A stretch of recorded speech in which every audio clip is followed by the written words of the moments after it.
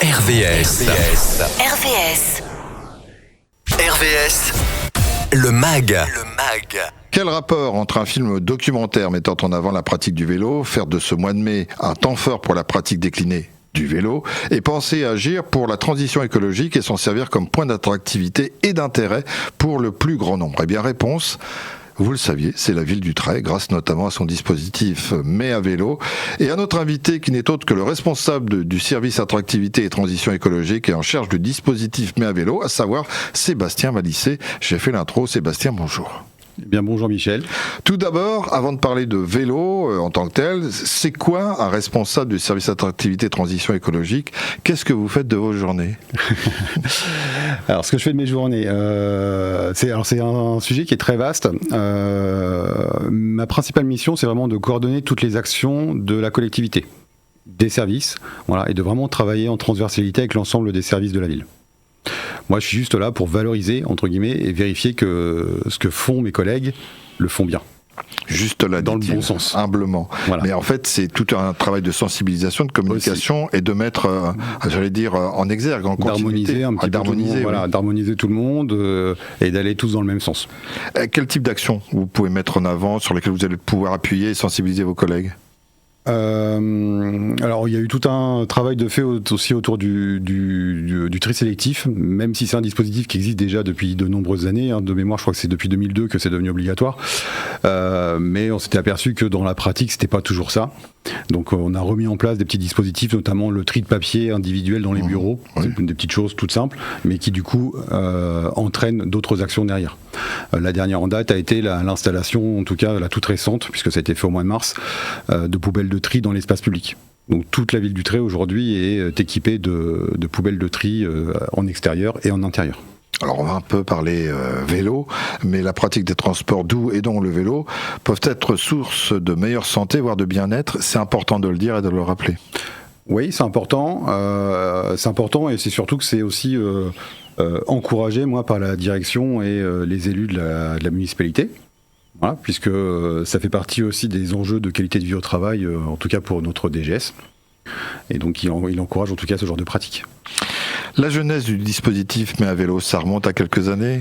Mais à vélo, oui, c'était 2020. À la sortie du Covid, c'est le ministère qui a lancé cette opération justement pour permettre aux gens de sortir, de reprendre goût à l'activité physique et au vélo. Alors vous avez toute une déclinaison de propositions, de thèmes le thème principal c'est le vélo, mais qui est décliné de différentes façons. Quels sont un peu les moments forts de ce mois de mai à vélo? Alors on a différents moments forts, effectivement, comme vous le disiez, on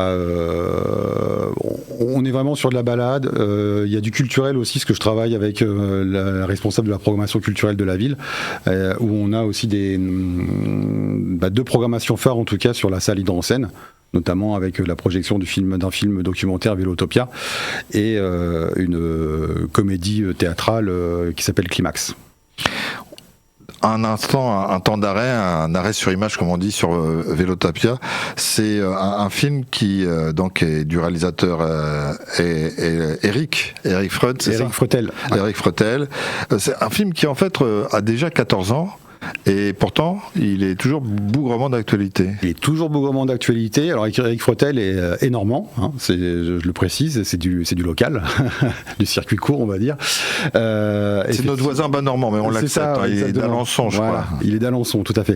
Et effectivement, toujours d'actualité, puisque dans ce film documentaire, Eric met en avant la difficulté de vivre entre les cyclistes et les automobilistes. Voilà, donc il y a du mieux aujourd'hui. Les aménagements qui sont faits en tout cas sur le territoire de la métropole fait qu'il y a du mieux, mais il y a encore pas mal de choses à faire sur l'accompagnement au changement de comportement. Pour ça je disais qu'il a 14 ans, c'est un film fiction, qui peut paraître fiction alors qu'il y a des choses qui se sont améliorées entre temps, mais il y a encore des travaux et des sensibilisations à faire sur la conduite, le respect et l'utilisation des autres véhicules par rapport au vélo. Et c'est pour ça aussi qu'on attend, parce que Eric était en cours de réalisation du deuxième volet de ce film docu, donc Vélotopia 2, mais on devait pouvoir normalement le diffuser cette année, mais pour diverses raisons, il y a un petit peu de retard et on espère bien pouvoir l'accueillir l'année prochaine. Alors pendant ce mois de mai à vélo, vous nous avez cité le film, est-ce qu'il y a d'autres rendez-vous qui permettent à la fois de le pratiquer, d'être sensibilisé, en individuel comme en famille ? Alors oui, il y a plein d'autres rendez-vous alors c'est éparpillé un petit peu tout au long du mois, avec un challenge, en tout cas en filigrane, qui s'appelle le challenge GeoVélo. Et donc dont le but est d'encourager la plupart des cyclistes à s'inscrire sur une application et à enregistrer les kilomètres parcourus pour pouvoir atteindre un maximum de kilomètres ensemble. L'an dernier, la ville du Tray était 4e sur le podium, enfin à la 4e place des villes de la métropole Rouen-Normandie. On espère bien cette année pouvoir monter sur le podium. On a essayé de rassembler. On a motivé aussi les entreprises du territoire. Donc voilà, aujourd'hui, on est sur une communauté de quasiment 700 cyclistes, donc je pense que ça. Oui, c'est ça, c'est incitatif. On peut créer une communauté GeoVélo. C'est ça, voilà. Alors il y a le Labo Folie aussi, là il y a marqué qu'il y a plusieurs possibilités. Ouais. C'est quoi le Labo Folie ? Alors le Labo Folie, c'est un dispositif de la Microfolie, donc le musée virtuel Microfolie.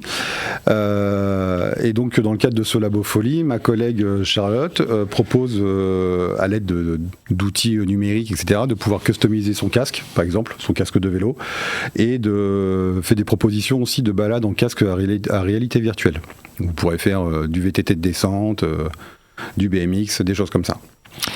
Un joli mot, un mercredi bleu. Donc vous avez le mercredi bleu où on peut défier on peut se défier sur des vélos d'appartement d'un club, c'est ça ? Voilà, c'est ça. Alors le mercredi bleu, c'est un dispositif qui est assez récent sur la collectivité, mais qui plutôt que de condenser, alors vous connaissez peut-être la semaine bleue qui est dédiée en tout cas aux seniors. Ouais. Voilà, donc plutôt que de dédier des temps particuliers, des temps spécifiques aux seniors à un seul moment dans l'année, il a été fait le choix de les diversifier, d'en faire un peu plus au cours de l'année. Donc, et le mois de mai est une bonne occasion aussi pour proposer des animations autour du vélo ou de la sécurité routière auprès de nos seniors, et notamment sur de la marchabilité, des déplacements en ville, des choses comme ça. On en revient en fait justement sur ces notions de santé et l'importance du bien-être, puisque que ça soit l'école de vélo ou les mercredis bleus, on voit bien que c'est intergénérationnel et il faut pouvoir sensibiliser les personnes à l'utilisation du vélo, qui est source de bonne santé et aussi de bien-être, qui sont deux choses différentes.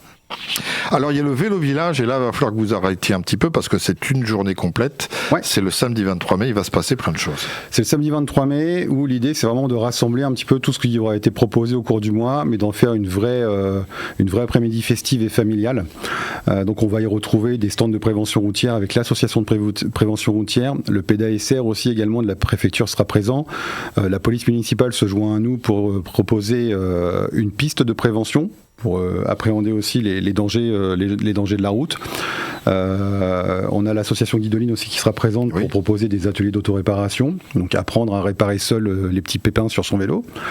J'ai dû en oublier encore. Alors il y a des vélos rigolos. Ah oui, on a des vélos rigolos, voilà. Si une petite roue, une grande roue. C'est ça, voilà. On n'a pas encore des vélos avec des roues carrées, mais il y a ce genre de choses. Et puis il y a un petit jeu plutôt sympa qui s'appelle le Roller Racing, qui est une course à vélo, mais sur j'ai oublié le nom, un socle d'entraînement en fait. Voilà. Western coquillette. Voilà, et à côté de ça, on a aussi du spectacle. Nous avons aussi notamment tout le long de l'après-midi le bateau qui va déambuler sur le vélo village et emmener les enfants à bord d'un vélo bateau. Sur la voie verte, à la rencontre de dauphins bleus ou de choses comme ça. Et puis Western Coquillette, qui va clôturer un petit peu cet après-midi, qui est un spectacle sur monocycle de jonglerie de chapeau, voilà, avec une musique très western, ambiance Ennio Morricone garantie. Je finis par la nuit au musée, parce que ça rappelle forcément un film, mais là c'est simplement 3 rendez-vous fixés au sein de la nuit au musée. Voilà. Du coup, effectivement, ce vélo village se termine par la nuit au musée, et comme je disais, je représente encore Charlotte, ma collègue de la Microfolie, où on a travaillé ensemble sur une proposition un peu plus culturelle de cet événement autour du vélo. Donc il y a une exposition aussi à la Halte Saint-Éloi du club vélo, enfin pas du club vélo, pardon, du club photo de la ville, qui va proposer des clichés autour du vélo. Une exposition aussi d'objets un peu particuliers d'un sculpteur inventeur un peu bizarre qui s'appelle Vito Nobile, où on est tombé un peu épaté de son vélo radiateur. Alors un vélo radiateur, c'est un radiateur en forme de vélo mais qui chauffe réellement sa maison. Voilà. Pour avoir tout le programme, le détail et des informations complémentaires, on va sur quoi ? Sur le site de la ville du Tray, www.letray.fr. Et donc vous y serez, vous tournerez en vélo pendant tout ce mois de mai ? On va tourner en vélo pendant tout le mois de mai, pas seulement, puisqu'on a aussi fait la connaissance et on a l'opportunité d'accueillir le Wellibus, voilà, de la start-up Human Mob, qui est rouennaise. Voilà, et du coup, on va proposer aussi des ramassages scolaires auprès des enfants, etc., etc. Ça sera le mot de la fin. Merci beaucoup, Sébastien Malissier, d'être passé au micro d'RBS. Merci, Michel. RBS.